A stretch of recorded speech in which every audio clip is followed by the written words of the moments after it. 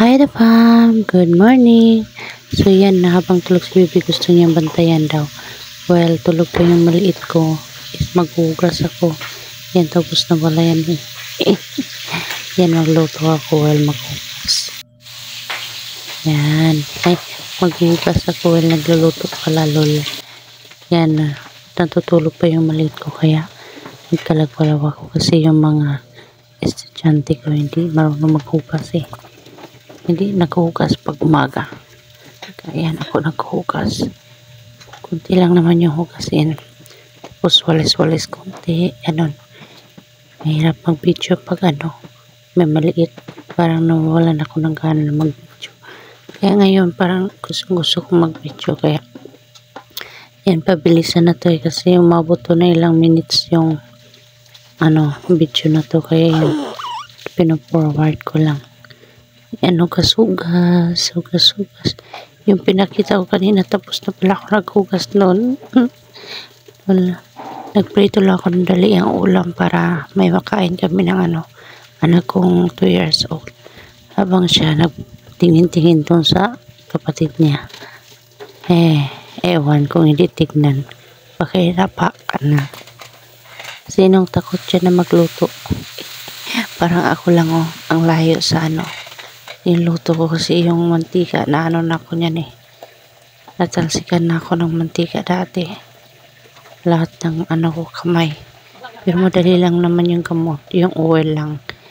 Hanggang pa. Mainit-init pa yung talsik. Lagyan nyo ulit agad ng mantika yan. Lagawin ko ng tubig doon sa ref para may malamig na tubig. You know? Yun. Nahugas ako ulit. Yan. Luto na yan. Natakot pa ko dyan bigla kasi tumalsik yung mantika na naman.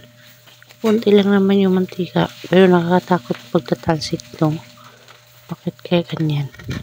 Hinahanap ko yung 2 years old ko ba kung anong ginagawa. Boy, what doing? What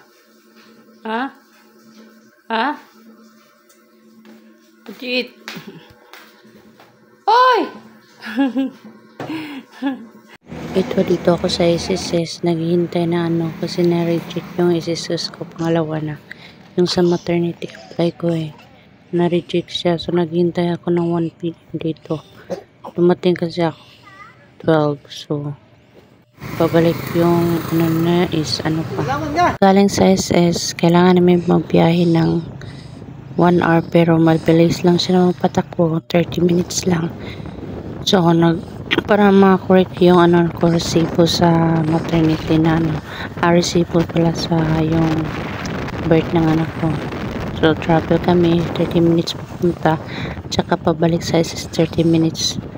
Kaya yung pagbalik namin hindi na ako nakapag-video sa SSS kasi madalian na lang doon at saka nahiya ako mag-video doon hindi naman bawal pero nahiya lang ako mag-video doon. Kaya hindi pa tayo talaga totally vlogger lol. O nga, kaya after ko nung sa SS umuwi na ako agad doon para kasi naiwan ko yung anak ko ilang oras na 12 ako umalis ng bahay na balik ko 3 PM na yan gabi na yan tsaka yan madaling araw nagutom ako kasi pumasok ako kanina sa breakfast dinner kaya yun, thank you lang, have a good day, God bless.